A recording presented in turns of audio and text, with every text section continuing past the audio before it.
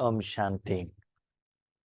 आज के वरदान, बाप दादा के वरदान अपने मीठे बच्चों के प्रति।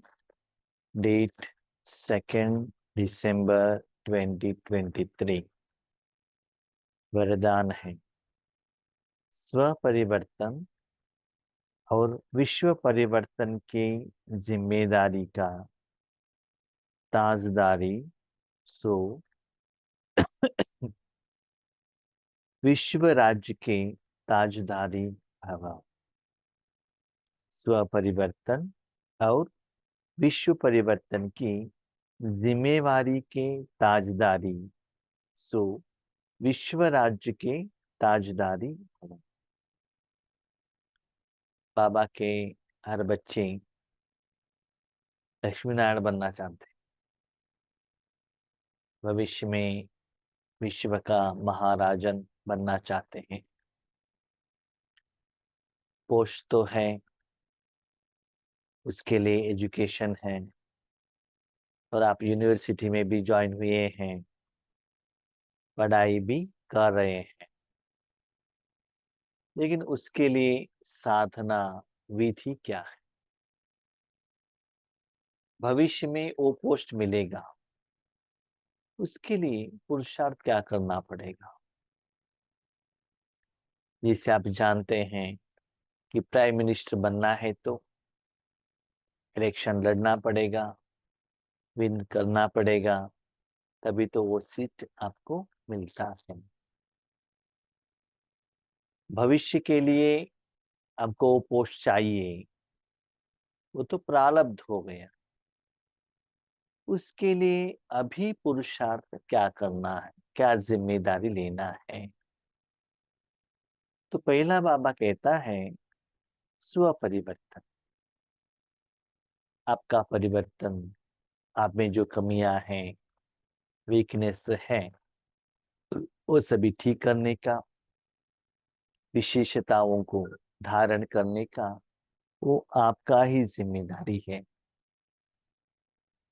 जब तक आत्मा का परिवर्तन नहीं होता है, तब तक भगवान का जो शक्ति है आत्मा द्वारा आगे जाएगा नहीं।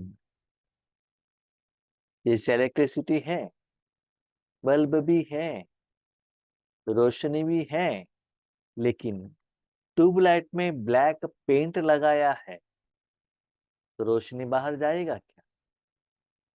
तो पेंट तो क्लीन करना पड़ेगा ना।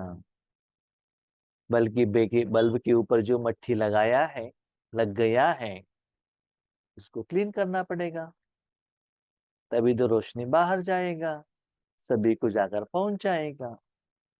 ऐसे ही पहले स्व परिवर्तन और दूसरा है विश्व परिवर्तन का जिम्मेदारी। सिर्फ जिम्मेदारी लेकर घर में नहीं बैठ सकते हैं। जैसे आप लोग माताएं अपने परिवार का जिम्मेदारी लेते हैं, बच्चों का जिम्मेदारी लेते हैं, घर का जिम्मेदारी लेते हैं। भाई लोग बिजनेस का जिम्मेदारी लेते हैं, जॉब का जिम्मेदारी लेते हैं, कार लिया तो कार का जिम्मेदारी लेते हैं, टू व्हीलर लिया तो उसका जिम्मेदारी लेते हैं। टैक्स पेमेंट करो, इंश्योरेंस पेमेंट करो, पेट्रोल डालो, मेंटेनेंस करो, सर्विसिंग करो। तो उसको यूज करना है तो जिम्मेवारी तो लेना पड़ेगा ना। अभी देखो, शरीर आप यूज कर रहे हो, टाइमली उसको नींद कराओ, भोजन खिलाओ, नहलाओ। तबीयत ठीक नहीं है तो डॉक्टर के पास लेकर जाओ। उस शरीर को आप यूज कर रहे हो, इसका मतलब उसका जिम्मेदारी तो आपको ही लेना पड़ेगा ना। जितना अच्छा जिम्मेदारी निभाते हो उतना वो शरीर आपको सहयोग देता है। तो वर्तमान समय में आपको क्या करना है, वो जिम्मेदारी का ताज। वो कोई स्थूल नहीं है, सूक्ष्म में बैठकर सदा विश्व कल्याण के लिए ही संकल्प, साधना, तपस्या करना पड़ेगा। परंधा में बैठकर सारे तीनों लोगों के लिए शक्ति देने के लिए ही आपको साधना करना पड़ेगा, वो जिम्मेदारी लेना पड़ेगा।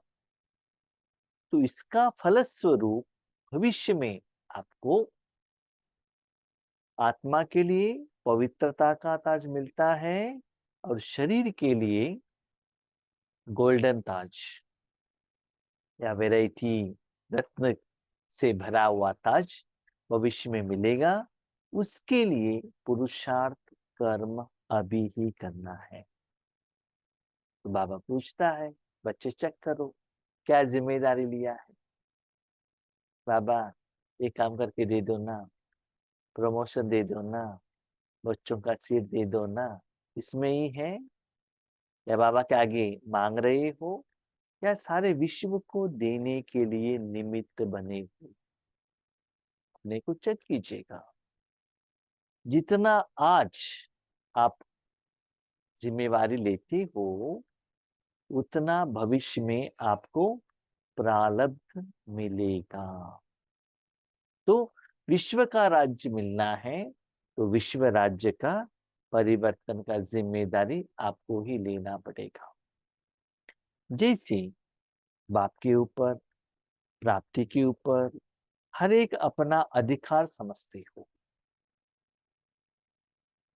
शिव बाबा के पास जो भी विशेषता है, गुण है, हमारा है, बहुत समय से बाबा के साथ में है, बाबा के साथ झगड़ा भी कर सकते हैं, अधिकार से ले भी सकते हैं। कोई व्यक्ति बहुत समय से रहते हैं ना तो को अधिकार मिलता है। आज वॉकिंग पर मैं जा रहा था, वही सोच रहा था। क्या सोच रहा था? एक बेटे के पर्स में धन रहता है, उसको उठाने का अधिकार माँ को नहीं है।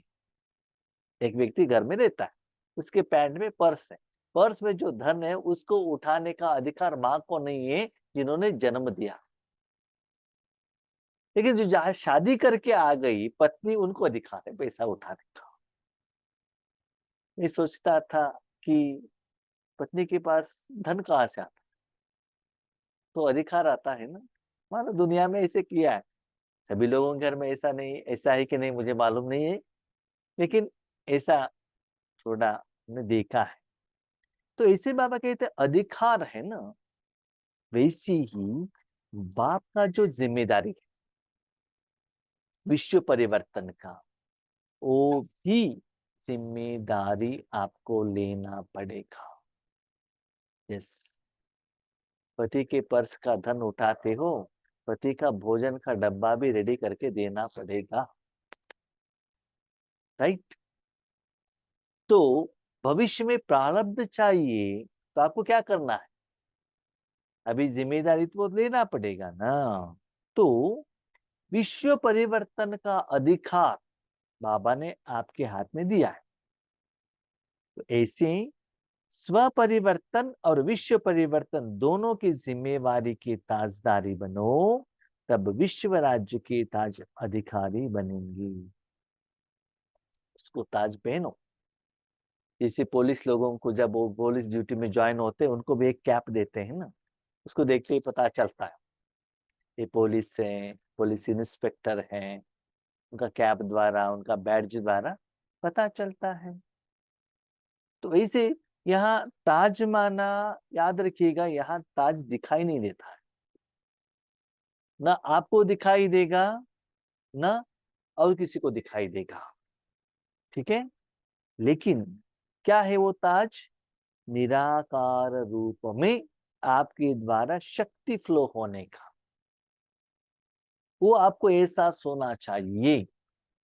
पवित्रता का ताज भले स्थूल रूप में दिखाई नहीं दे, आप सदा विश्व को ही देखते रहना चाहिए। और जिम्मेदारी हर रोज जब अभी योग पर बैठते हैं, अभी देखिए वर्तमान समय में जो प्राइम मिनिस्टर हैं, सदा इंडिया की उन्नति के लिए जितना भी लोग हैं कहते हैं 140 करोड़ इंडियन के लिए मैं ये सभी करता हूँ, कहते हैं ना। तो वो जिम्मेदारी उनका है। यस, उनको सैलरी मिलता है, उनका नाम आता है, सब कुछ आता है, लेकिन जिम्मेदारी तो उठाना पड़ेगा ना। तो ऐसे ही बाबा कहते एक दिन में 24 आवर्स विश्व सेवा के लिए आप अपना तन, मन, धन, समय, श्वास, संकल्प कितना समय दे रहे हो। लक्ष्मी नारायण बनने के लिए हाथ तो उठाते हो, लेकिन जिम्मेदारी कितना निभा रहे हो, इसको तो क्या करो, चेक करो।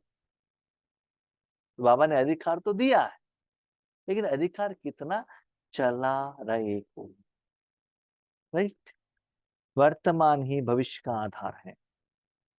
आज जितना आप अधिकार से जितना ज्यादा समय निरंतर विश्व के लिए भगवान की शक्ति फ्लो करने के निमित्त बनते हो, उसके आधार पर भविष्य में आपको विश्व महाराजन बनेंगे।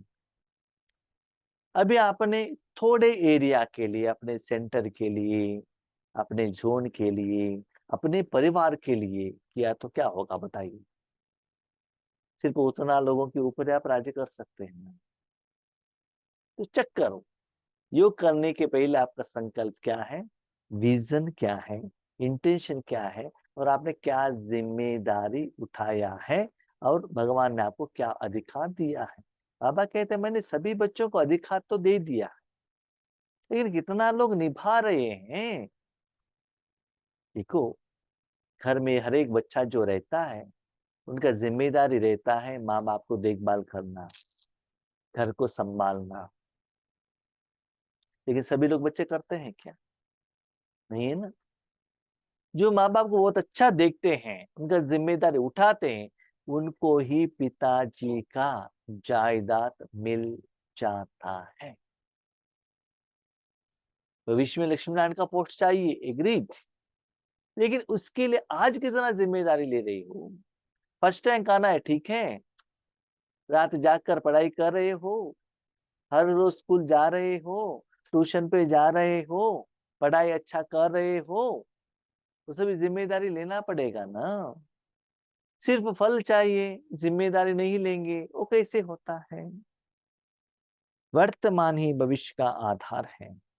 चेक करो और नॉलेज के दर्पण पर देखो कि ब्राह्मण जीवन में पवित्रता का, पढ़ाई और सेवा का डबल ताज है। भविष्य में पवित्रता का तो ताज मिलेगा, दूसरा है रत्न से भरा हुआ ताज मिलेगा, लेकिन अभी अधिकार है तो अभी क्या ताज मिलेगा, ये बच्चे पूछ रहे। बाबा कहते ब्राह्मण जीवन में, बाबा ने कहा ब्राह्मण जीवन माना सिर्फ अमृत वेला नहीं, नुमा शाम योग नहीं, सुबह उठने के बाद रात सोने तक। जब आप बाबा के बच्चे बने तब से शरीर को त्याग करने तक। आपको शादी हो गया, कहां तक पति के साथ में रहेंगे, कहां तक माना। अभी समझ लीजिए शादी हो गया, 5 साल के बाद पति ने शरीर को त्याग कर दिया, तो शरीर तो त्याग हो गया, लेकिन मन से वही पति मन में रहेगा ना। आपके नाम के साथ वो पति का भी नाम आएगा ना, उनके साथ जिंदगी बिताएंगे ना। राइट। इसी बाबा कहते ब्रह्म कुमार कुमारी बनने की बात लास्ट सांस तक, उसको बाबा कहते ब्राह्मण जीवन। जिसे आपको समझ में आ गया मैं एक पुरुष हूं, मैं एक स्त्री हूं, अंतिम समय तक आपको वही स्मृति रहेगा हर कर्म कर। इसी बाबा के बच्चे बनने की बात, जो भी कर्म करते हो अब ब्राह्मण, कोई लौकिक में भी कोई ब्राह्मण जीवन का सिलेक्शन किया, पढ़ाई किया, पूजा पाठ कर रहा है, तो अंतिम सांस तक वो ब्राह्मण ही रहेगा ना। कोई डॉक्टर, कोई इंजीनियर, जो पॉलिटिकल लीडर, तो वही स्मृति में रहता है ना। तो आज बाबा पूछ रहे हैं बच्चे किस स्मृति में रहते हो, ब्राह्मण जीवन का स्मृति या लौकिक जीवन का स्मृति। मैं स्त्री हूँ, पुरुष हूँ, मैं हाउसवाइफ हूँ, मैं एम्प्लॉई हूँ, मैं बिजनेसमैन हूँ, किस स्मृति में रहते हो, चेक करो।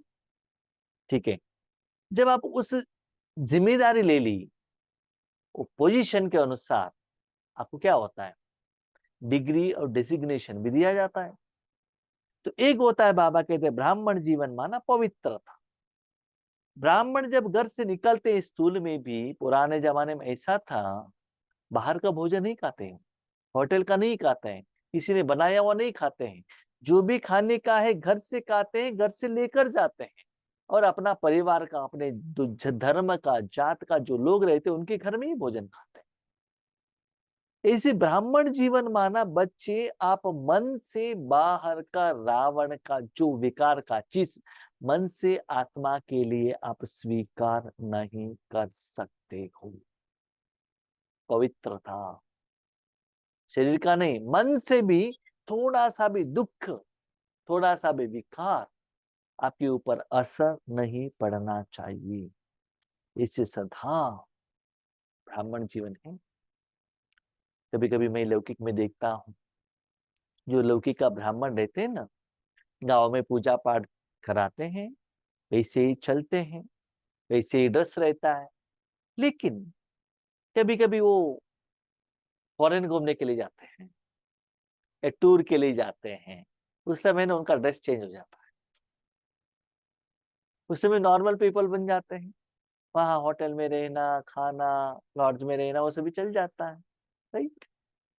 तो ऐसा नहीं होना चाहिए ना। इसलिए बाबा कहते भले तन के रूप में तो आप ब्राह्मण नहीं हो, बाबा तो मन के रूप में कहते हैं।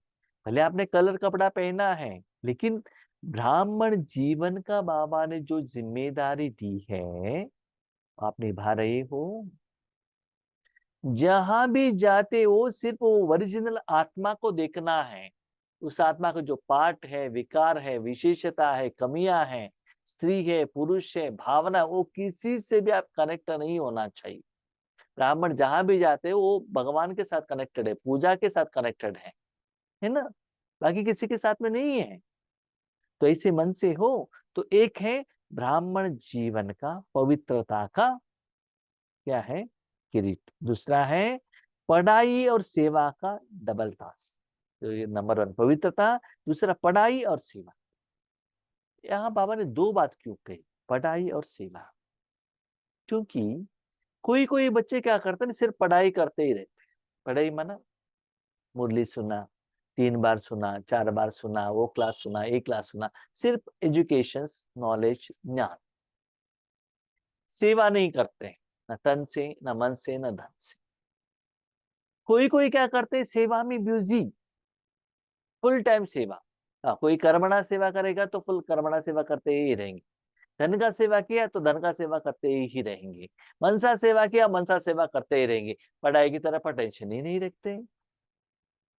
तो बाबा ने कहा पढ़ाई और सेवा का डबल ताज क्यों कहा? बच्चे जिस दिन पढ़ाई में, उस दिन की मुरली में जो मैं कहता हूं, हर रोज की मुरली में, भले पुरुषार्थ की तरफ, भले सेवा की तरफ, भले स्थिति की तरफ, विधि विधान की तरफ, स्व परिवर्तन की तरफ, जिस दिन मैं जो कहता हूं, पढ़ाई के आधार पर सेवा। ऐसा नहीं आपके मन में जो आए, ऐसा नहीं, उस दिन समय के अनुसार जो मैं कहता हूं। यस, मैंने 15 साल पहले एक मुरली में कहा होगा ऐसे करो, लेकिन रिसेंट मुरली में मैंने क्या कहा? यस, साकार मुरली में भी बाबा कुछ कहते हैं, टेम्पल में जाओ, स्मशान में जाओ, सेवा करो। अब एक मुरली में भी कुछ बाबा कहता है। तो आपको कौन सा रिलेवेंट होता है? आप किस में क्वालिफाइड हो, आप किसी एरिया में एक्सपर्ट हो, तो आपको देखना पड़ेगा ना। मधुबन में जाते हैं, वहां कोई बिल्डिंग मेंटेनेंस करने वाला रहता है, रसोई में मेंटेनेंस करने वाला रहता है, गैरेज में मेंटेन करने वाला रहता है, अकोमोडेशन देने वाला रहता है। तो जिनको जो डिपार्टमेंट कंसर्न है, तो उतना सारे लोगों के लिए उनको वो डिपार्टमेंट मेंटेन करना पड़ता है। मीटिंग में बुलाते हैं निमित्त दादियां यार, बड़े भाई बहन, जब जिनका जो जिम्मेवारी आता है वो जिम्मेदारी उनको उठाना पड़ता है। आप अकोमोडेशन डिपार्टमेंट का हो, आप अपना डिपार्टमेंट मेंटेन करो ना। आप रसोई में, डाइनिंग में, उसका चिंता आप क्यों करते हो? तो बाबा के बच्चे बनने के बाद बाबा ने आप में क्या विशेषता डाली है, कैसे बाबा सेवा ले रहा है, किसमें एक्सपर्ट हो, वो चेक करो। तो उसके लिए आपने नेक्स्ट लेवल के लिए बाबा ने मुरली में क्या कहा है, वो चक्कर हो। तो पढ़ाई के आधार पर सेवा, तो एक है पवित्रता, दूसरा है पढ़ाई और सेवा का डबल तास। सिर्फ पढ़ाई करते बैठेंगे तो भी नहीं होगा, सिर्फ सेवा करते बैठेंगे नहीं होगा। तो ये 2 तास, तो यहाँ जो जितना पवित्र रहते हो वहां उतना पवित्रता का क्रेडिट मिलता है। यहाँ जितना पढ़ाई और सेवा करते हो उतना आपको वहां रत्नों से भरा हुआ गोल्डन डायमंड का ताज मिलेगा। एक है जिम्मेवारी का सीट, दूसरा है ताज। यदि यहाँ कोई भी ताज अधूरा है, कोई भी ताज माना पवित्रता नहीं है, कभी कभी भोजन खाते हैं, कभी कभी टेलीविजन देखना, सीरियल देखना, माना शरीर को देखना, विकार में जाना, ऐसे कुछ सारा श्रीमत नियम फॉलो नहीं कर रहे, अधूरा है, तो वहां भी छोटे से ताज के अधिकारी बनेंगे। छोटा ताज माना सारे विश्व में आप राजा नहीं बन सकते हो, कोई एक एरिया का बन सकते, छोटे एरिया का बन सकते। ठीक है, तो आज हम ये भी सोच रहे थे, देखिएगा अभी बाबा कहते बच्चे आप विश्व कल्याणकारी हो। विश्व का बात कहते हैं, हम क्या कहते हैं, हम विश्व में एशिया में आते हैं, माना विश्व में कहते हैं, हम कहते हैं तीनों लोकों में, हम स्थूल लोक में आते हैं। स्थूल लोक में बात करेंगे हम एशिया खंड में आते हैं। एशिया खंड में बात करेंगे हम कहेंगे नहीं हम इंडिया के हैं। इंडिया के बात करेंगे हम कहेंगे कर्नाटका का है। कर्नाटका का बात करेंगे तो हम कहेंगे हमारा डिस्ट्रिक्ट है। डिस्ट्रिक्ट की बात करेंगे हम इतना एज सिटी के हैं। सिटी में एक एरिया का है, एरिया में मेरा घर है, घर में मैं। ऐसे हम अपने मन को क्या करते हैं, मीन माइंडेड कर लेते हैं। अभी हम क्या कर रहे हैं अपने लिए, अपने परिवार के लिए क्या करते हैं। देखिए कितना सुंदर बात है, आपका पिताजी के पास जायदाद है, राइट राइट, आपका माना दादाजी के पास जायदाद है, तो आप झगड़ा करते हैं, नहीं नहीं हमको जायदाद चाहिए, दादाजी से झगड़ा करके लेकर आ गए। अभी जायदाद किसके पास है, पिताजी के पास। पिताजी के पास आते हैं, आप क्या कहते हैं, हम 4-5 बहनें हैं ना, 2 लोग भाई है ना, इसको डिवाइड करो।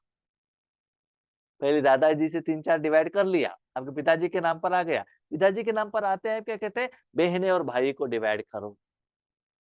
बहनें और भाई को डिवाइड कर लिया तो कहते हैं हम 4 लोग बहनें हैं ना, हमारा पार्ट दे दो। जब तक पिताजी के पास जायदाद था, जायदाद लेने के लिए आप 6 लोग इकट्ठे होते हैं, 4 बहनें और 2 भाई। जायदाद लेने के बाद आप बहनें अलग, भाई अलग। 4 बहनों को जायदाद मिल गया, आप 4 अलग अलग हो जाते, इंडिपेंडेंट, मेरा जायदाद दे दो। देखो हम कितना अपने मन को मीन माइंडेड कर रहे हैं। इसलिए बाबा कहते बच्चे ये मेरा है, ये मेरा है मत कहना। भगवान का जायदाद है ना, सारे विश्व के लिए देना, मेरे परिवार के लिए, मेरे एरिया वालों के लिए, मेरे ईश्वरीय स्टूडेंट्स के लिए नहीं, सदा विश्व को अटेंशन में रखना, इसमें डिवीजन मत करना। तो इस भाव से हाँ, विश्व को परिवर्तन करना, विश्व को प्रकाश देना, इसका मतलब ये नहीं है तो आपको पांडव भवन में ही जाकर बैठना है, नहीं, मन से ज्यादा समय विश्व कल्याण के बारे में सोचो, दूसरा स्व कल्याण के बारे में सोचो। हम क्या करते हैं, पर चिंतन, वो ठीक नहीं है, ये ठीक नहीं है, वो ठीक नहीं, पर चिंतन, पर दर्शन, परावलोकन, परावलंबन नहीं, और किसी के मत देखना, खुद को परिवर्तन करना और विश्व का परिवर्तन, ये दोनों ही आप अटेंशन में रखना। आपके साथ में रहने वाले बड़े हैं छोटे हैं जो भी वो क्या करते हैं उसका चिंता आप मत करना। स्लोगन, सदा बाप दादा की छत्र छाया के अंदर रहो तो विघ्न विनाशक बन जाएंगे। तो ऊपर जो बाबा ने कहा जिम्मेवारी लेना है तो सदा बाबा के छत्र छाया में उनके गोद में रहो, तो कोई भी विघ्न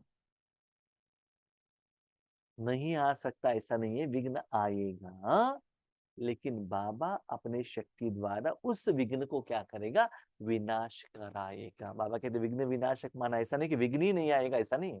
फॉर एग्जाम्पल आप ड्राइविंग करके जा रहे हो, ऐसा नहीं कि रोड आपको फ्री मिल जाएगा, कोई प्रॉब्लम ही नहीं आएगा, ऐसा नहीं है। यस, बारिश आएगा, आपको नॉलेज रहना चाहिए बारिश के टाइम पर अपने व्हीकल को कैसे कंट्रोल करना है, कैसे ब्रेक लगाना है, सिग्नल आया तो क्या करना है, ओवरटेक करना है तो क्या करना है, डाउन में व्हीकल को कैसे ड्राइविंग करना है, तो मड रोड में कैसे करना चाहिए, हाईवे में कैसे करना चाहिए। मड रोड में आप स्पीड में जाएंगे तो फिर कंट्रोल नहीं मिलेगा, और हाईवे में आप स्लो जाएंगे तो बाकी वाले आपको क्या करेंगे, आपके ऊपर गुस्सा करेंगे। तो किस समय कैसे आपको अपने व्हीकल को राइड करना है, इन नॉलेज होना चाहिए। इसी विघ्न आने के बाद उस विघ्न को कैसे सॉल्व करना है, वो बाबा की गोद में रहने से उसके लिए शक्ति बाबा आपको दे देगा, ज्ञान भी दे देगा, तो आप उस विघ्न से बाहर आ सकते हो। इसलिए सदा बाप के गोद में रहना, छत्र छाया में रहना। ठीक है, अच्छा, ओम शांति।